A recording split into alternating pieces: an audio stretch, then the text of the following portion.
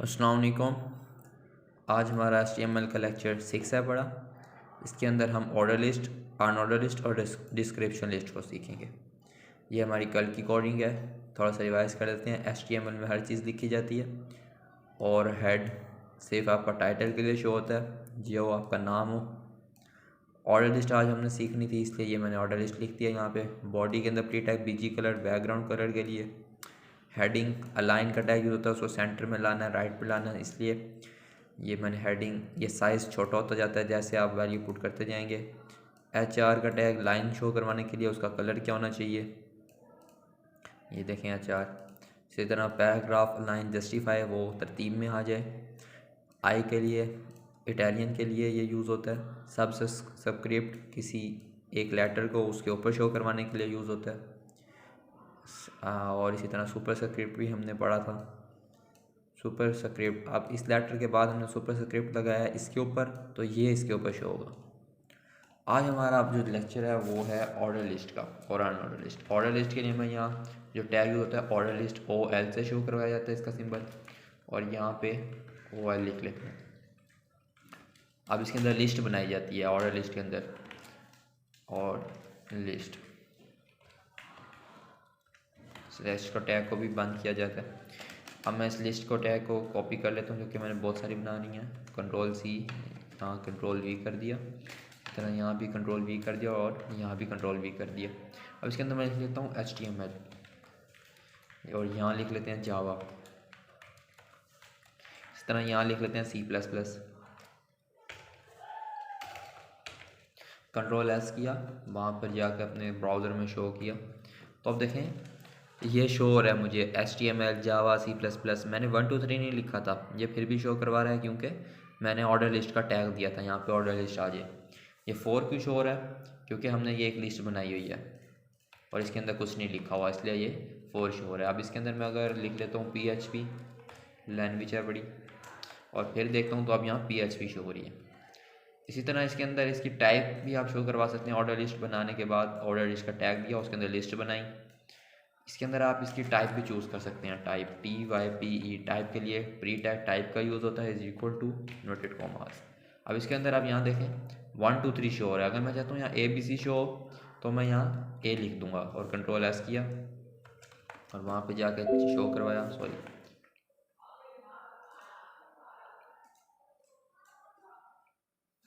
यहाँ पे मैं A लिख देता हूँ, Ctrl+S किया, यहाँ पर F5 दबाया। अब देखें ये ABC शो हो रहा है, ABCD। इसी तरह अगर मैं यहाँ कैपिटल A लिख दूंगा, Ctrl+S किया, तो यहाँ कैपिटल A शो होगा, ABC देखें। इसी तरह अगर मैं यहाँ रोमन शो करवाना चाहता हूँ, तो मैं कैपिटल I लिख दूंगा, Ctrl+S किया, वहाँ पर जाके चेक किया, तो देखें अब ये रोमन शो हो रही है। इसी तरह अगर मैं स्मॉल रोमन शो करवाना चाहता हूँ, तो I लिख दूंगा, स्मॉल I लिख दूंगा, Ctrl+S किया, F5 दबाया, देखें 1 2 3 स्मॉल शो हो रही है। टाइप इसकी आप चेंज कर सकते हैं, टाइप का प्री टैग देके, और इसके अंदर ABC के लिए कैपिटल A और स्मॉल A का भी यूज़ कर सकते हैं, और रोमन के लिए I का टैग यूज़ होता है, स्मॉल रोमन के लिए एक स्मॉल A। इस तरह इधर आप एक और टैग यूज़ कर सकते हैं स्टार्ट का। वो किस लिए होता है, मैं चाहता हूँ ये 1 2 3 से मेरा स्टार्ट ना हो, डायरेक्ट 3 से स्टार्ट हो, तो उसके लिए मैं क्या करूँगा, यहाँ 3 लिख दूँगा, start is equal to inverted commas. अब यहाँ मैं 3 लिख देता हूँ, Ctrl+S किया, और अब यहाँ पे F5 दबाया, तो अब देखें ये 3 से स्टार्ट होगा, देखा 3 4 5 6। इसी तरह अगर मैं यहाँ पे 4 लिख देता हूँ, Ctrl+S किया, F5, ये देखें अभी 3 से शो हो रहा था, 3 से स्टार्ट हो रहा था, F5 दबाया, अब देखें 4 से स्टार्ट हो रहा है, 4 5। अगर आप यहाँ पे कुछ नहीं लिखेंगे तो 1 2 3 आएगा, जो कि ऑटो सेलेक्ट होता है, Ctrl+S किया। अब देखें यहाँ मैंने 4 पहले से लिखा होता है, ये तो 4 से स्टार्ट होगा, मैंने F5 दबाया, देखें 1 2 3 नहीं आ रहा, 4 आ रहा है, क्यों, हमने स्टार्ट 4 से लिखा हुआ था। इस तरह A भी लिख सकते हैं। अब 4 नंबर पे क्या आता है, ABCD आता है 4 पे, तो ये D से स्टार्ट होगा, Ctrl+S किया, F5 दबाया, देखें DEF। और अब हम बात कर लेते हैं अपनी ऑर्डर लिस्ट की, अनऑर्डर लिस्ट की, सॉरी। अनऑर्डर लिस्ट के लिए UL का टैग यूज होता है, अनऑर्डर लिस्ट UL। मैं इसको नीचे ले जाता हूँ, और इसके अंदर लिस्ट बना लेते हैं। आप इधर भी लिस्ट बनती है,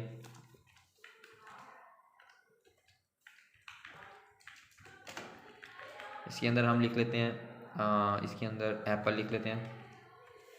इस तरह इस लिस्ट को मैं कॉपी कर लेता हूँ।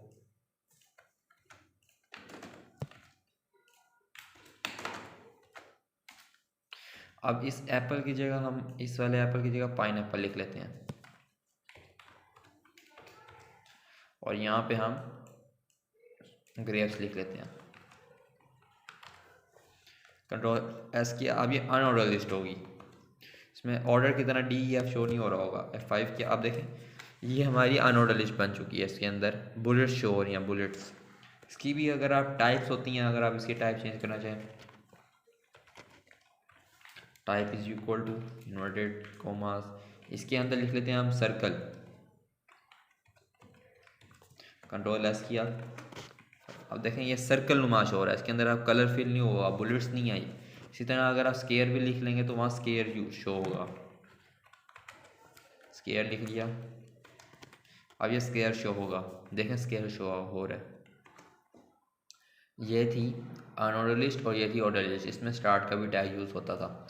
अब हम बात कर लेते हैं डिस्क्रिप्शन लिस्ट की। डिस्क्रिप्शन लिस्ट के लिए DL का टैग यूज़ होता है, डिस्क्रिप्शन लिस्ट। और इसको मैं बंद कर देता हूँ। और इसके अंदर भी डिस्क्रिप्शन टैब पहले बनाया जाता है, description tab.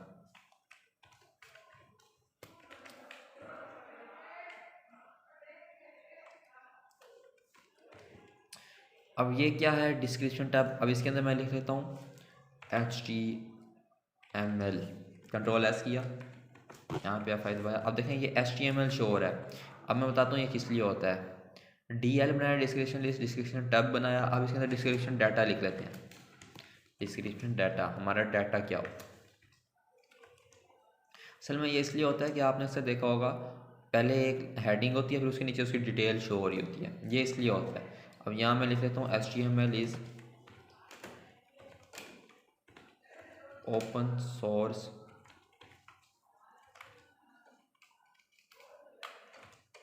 Language. Open source यानी कि कोई भी इसको यूज़ कर सकता है, फ्री में इस्तेमाल कर सकता है। कंट्रोल एस किया, यहाँ पे F5 दिखाया। अब देखें ये उसके आगे शो हो रहा है जो भी मैं लिख रहा हूँ। ये मेरी लिस्ट बन चुकी है। डिस्क्रिप्शन टैब मैंने दिया कि यानी कि हेडिंग मेरी क्या हो, डिस्क्रिप्शन टैब HTML। उससे पहले डिस्क्रिप्शन लिस्ट बनाई कि भाई ये हमें इस तरह शो हो, HTML इज ओपन सोर्स। आगे मैं जो भी लिखता जाऊँगा वो उसकी डिटेल शो करता जाएगा, डिस्क्रिप्शन डाटा उसका ये लिखता जाएगा HTML के आगे। इसी तरह मैं इसको यहाँ से पैक कर देते हैं। इसी तरह डिस्क्रिप्शन लिस्ट के अंदर मैं एक और बनाते हैं, डिस्क्रिप्शन लिस्ट बनाते हैं। डिस्क्रिप्शन टैब दिया मैंने, डिस्क्रिप्शन टैब DT, और फिर इसको बंद कर दिया। इसके अंदर हम लिख लेते हैं PHP, और फिर इसकी भी हम डाटा दे देते हैं DD, और यहाँ भी DD। अब इसके अंदर हम लिख लेते हैं it is also open source language.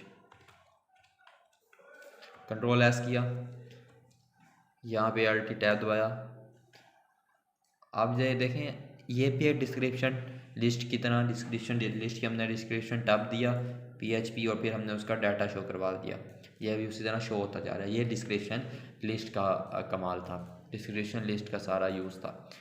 आज की वीडियो बस इतनी थी, इजाज़त दीजिए, अल्लाह हाफिज़।